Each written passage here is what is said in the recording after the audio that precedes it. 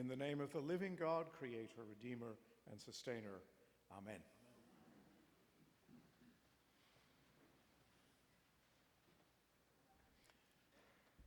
Endings, endings and beginnings. Endings and beginnings. Theme running right through our readings this morning. And we are at almost the end of the liturgical year. Next Sunday, Christ the King marks the end of the kind of religious year. And we begin Advent on the 1st of December, and then we prepare for the birth of Christ. And within that context, we're also looking at the return of Christ and what that means in our context today. And there is a kind of tension. The secular world is a little bit behind us with the new year coming in, but Kairos, sacred time, is different. And I want to explore that as people of faith. How do we look at endings and beginnings differently than, say, the secular world? And you know, most of us, when we look at time, we see time as something that is linear.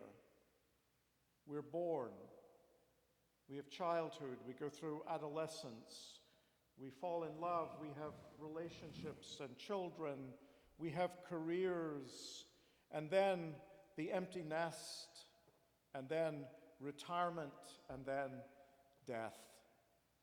And it's rather like the tombstone that has the name on it, the date of birth, and then there's that dash, that straight line, and then the year and the date we died. And the most important information is the dash. But most of us think of life as a straight line, that we're somehow on this continuum. And I'm not sure that's all that helpful, particularly if we're in the second part of our lives. And the way in which our culture and our society helps us to function, there's great importance placed in the first part of our lives, when we're establishing our identities, our independence, our careers, our families, our success. These are all important values that shape the first half of our lives. But those skills and that insight isn't always helpful when we're trying to figure out how we live the rest of our lives. And some spiritual thinkings, some of you know the writer Richard Rohr, Franciscan, who's written extensively about the invitation to look at beginnings and endings and life in a very different way if we are to be fully human. And that we cannot use the principles that helped us form that first half of our lives, because we'll just fail. It doesn't fit. We're supposed to enter that period with a kind of sense that we don't have to succeed, we don't have to try. It's more about being than doing. And for most of us, that's really hard to change. And so sometimes linear time isn't really helpful. Rohr's written a book about this that I'm rereading. It's called Falling Upward. It's a great image. Falling upward. And it's about how we live authentically in this other part of our lives. Beginnings and endings, and see it differently. You know, in Ireland, we have there's a Neolithic tomb just south of the border between Northern Ireland and Southern Ireland called Brunaboyne, or Newgrange. And it was built 5,000 years ago. It is older than the pyramids. It is a kind of sacred temple. It is built of little stones. But there is a passageway, it's about 100 feet long, that goes from the outer door into this inner sanctum. And there were ashes of remains found in there, and beautiful carvings and lozenge shapes and spirals on the roof for this corbelled, beautiful roof inside. And every midsummer, the summer solstice, when the sun comes up in the Boyne Valley, it goes down, it has this light that goes through this window above the door and lights up this passageway and this chamber. Beautiful. And every 11 years, the moon rises and lights up that chamber. So we don't really know what this temple was for, but it was something about time and the sacredness of time and our dependence on the cosmos and the sun. Maybe the priests who controlled that temple, it was a way of knowing when winter was ending and the earth was getting warmer and it was okay to plant the seeds so people could live again for another year. We don't know. But outside this doorway, there's a curbstone, and it has these wonderful spirals. This is a kind of trinity of spirals that is copied from Newgrange. And we don't know, is this purely decorative or is this information? Some kind of computerized program that we have lost the data for. We don't know. It may be tracing the journeys of the sun, but it's an interesting alternative to thinking about time as linear. It invites us to think about time as a spiral. And the ways in which we are connected to each other, and sometimes in those unexplained moments when people and places and objects come back into our lives, that we are reminded again of who we are and maybe what separates us from the once was. A friend gave me this lovely book, and I've put some of my personal photographs and memories in it, and it's about a spiral, and she included this poem in the opening page. In a second, the faintest perfume may send us plummeting to the roots of our being. We have been connected by a mere smell to another place and another time. The amount we have changed in the recognition of this moment, this is the spiral. The path we have followed to reach the same point on another winding. The spiral we travel round life is the means we have to compare ourselves with ourselves. Time itself is cyclical, and by the spiral of its returning seasons, we review the progress and growth of our own understanding.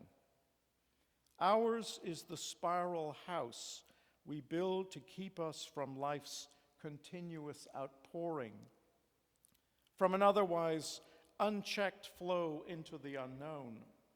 Since what is unknown has power over us, we should otherwise be as vulnerable as the snail would be if his shell grew long and straight. The familiarity of life's experiences curls round and protects us, creating those mysterious mountain views of half-concealed windings, which keep us bright with speculation and anticipation. And so I would explore this idea of our lives as spirals. And sometimes in a congregation, I would do something, invite people to draw a spiral and then to think about those moments in our lives, those instances of change and maybe celebration, maybe a birth, maybe a bereavement, a job change, but to mark out on our spirals what the pattern of our lives. And what was very interesting doing that was, first of all, it was a great way for people to get to know each other, to do a kind of spiritual autobiography. But it was also interesting to recognize the patterns in our journey together. And I found out that every 7 years for me, some people it's different, but every 7 years there would be some kind of transformation. 7 years old, I remember we moved house. I started a new school that was kind of traumatic in its own way. At 14, I became involved in the church in a more serious way as a practicing Christian. At 21, I came out as a gay man, another journey into the unknown. At 28, I moved from Europe to the United States to begin a new life and ministry here. So there was clearly some pattern in my own journey that was identifiable. And so I found this really helpful to people, and to see time in a different way than perhaps we've seen it before. About 6 years ago, my mother died, and I had to arrange the funeral from the United States. And so I had a particular church in the center of Belfast. I knew the priest, and we called him up and arranging the funeral with the family. And because it was so near Christmas, it didn't quite work out. And so what was very interesting is that we ended up contacting the parish church of our family, where I was baptized, where at 14 I would read the lessons at the lectern, and where this congregation very much encouraged me in my ministry. And so what was interesting about that experience of going back to celebrate my mother's life was that here I was back again at the same place, but I was different. The place remained the same, but everything else had changed. And there was something terribly reassuring and comforting about that connection. It wasn't planned, but it happened. That we were part of some cosmic dance that was going on that gave us some kind of reassurance that there was something else at work, something else in charge. Not even the hairs of your head will be harmed. The readings today, the endings and the beginnings, Jesus is in Jerusalem, and his life is about to end. His ministry is about to end. And he's giving an intimate conversation with the future leaders of the church. And it's kind of an inner conversation. And it's interesting if we look at the two bodies of literature that Jesus got most of his ideas and his wisdom from. I mean, Jesus isn't some alien from outer space. He is very much in the context of a first century Jew. He's in that body. So he would absorb the theology and the culture and the wisdom of that period. And the two biggest influences would be the prophetic tradition, the prophets that are claiming God is intervening in the world when there's an act of justice or love or grace. And then the other body that today's gospel is largely based on is apocalyptic.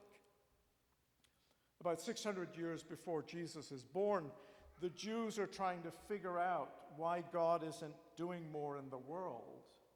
And so they're influenced by this Babylonian apocalyptic kind of early science fiction, that there will be this great cosmic battle between good and evil, and God will ultimately intervene in the affairs of mankind. And so he's influenced by both these traditions. And so he believes that there will be some great apocalyptic moment that will transform the world and the cosmos as we know it. He really believed that.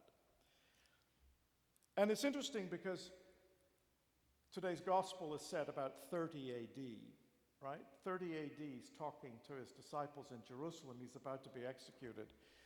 But those oral traditions were written down in 90 AD when the temple had already been destroyed, right? So within those 60 years, all of that kind of prophetic tradition comes about, that there is real persecution. Religious people are at one another's throats, and that families are turning on each other. This is already a reality when the Gospel of Luke is written. And yet there are still those Christians that believe that Jesus is going to come back, that this major intervention by God hasn't quite happened, so they're all still waiting for it to happen. And we get the context of Thessalonians today. That image of, well, if you don't work, you don't eat. You don't work, you don't eat. That's been misinterpreted in our own present culture in the wrong way. But in those days it was, well, Jesus is coming back, so we don't have to do anything. We don't even have to work. We just wait for Jesus to come and fix it. And Paul's saying, no, that's not what you learn from us. That's not what it means to be waiting for the completion of God's great plan. There's work to be done. The widows need to be fed. The justice of God still needs to break in. Look what we did. He's saying, look what you learned from us. And that this idea of kind of waiting around for someone else to fix it. You know, Americans are fascinated by apocalyptic stuff. We see it in our films, in our music, we're fascinated. And the Tim LaHaye series, you know, is still one of the best sellers about the end times. We're fascinated by this kind of the destruction of God's creation. And probably if you were to poll many Christians in this country about what the return of Jesus and what that actually would mean, it would be very disturbing to hear what it is they really mean in this apocalyptic, that somehow Jesus didn't get it right the first time when he came to earth in love and reconciliation and forgiveness and being the embodiment of love through nonviolence. So he didn't get it right the first time, so now he's going to come back with his armies and just beat us all into goodness. And the Jews will have one more chance to convert to Christianity and be saved before Armageddon. And if you think this is kind of nonsense, it kind of is nonsense, but it's a part of our American foreign policy.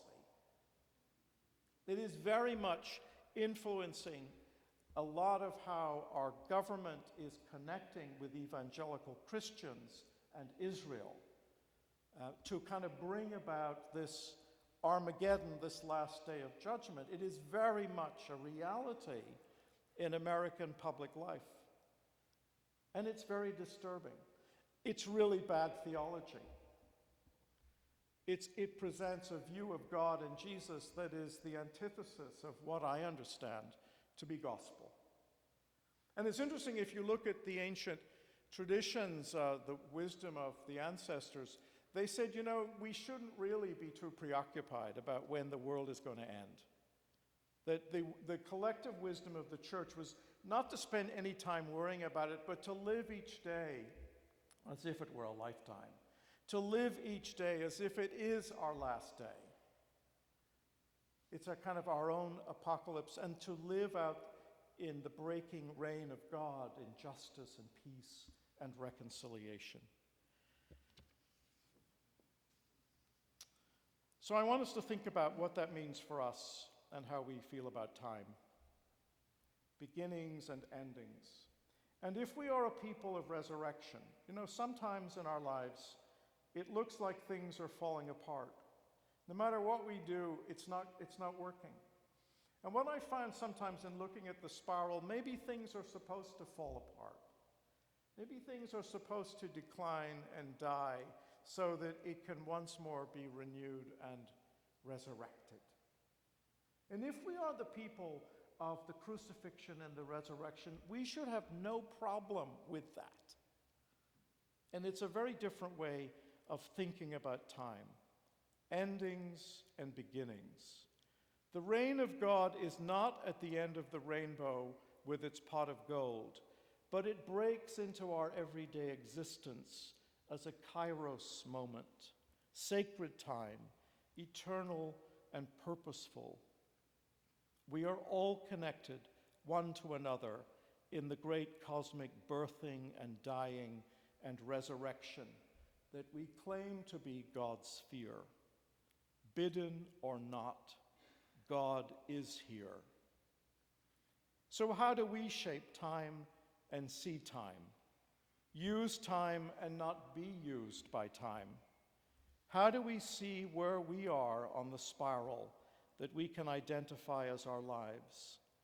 How do we see the comings and goings of people and places and objects that give us those helpful markers and pointers as to who we are and how we are changing and what we put our trust in? Amen.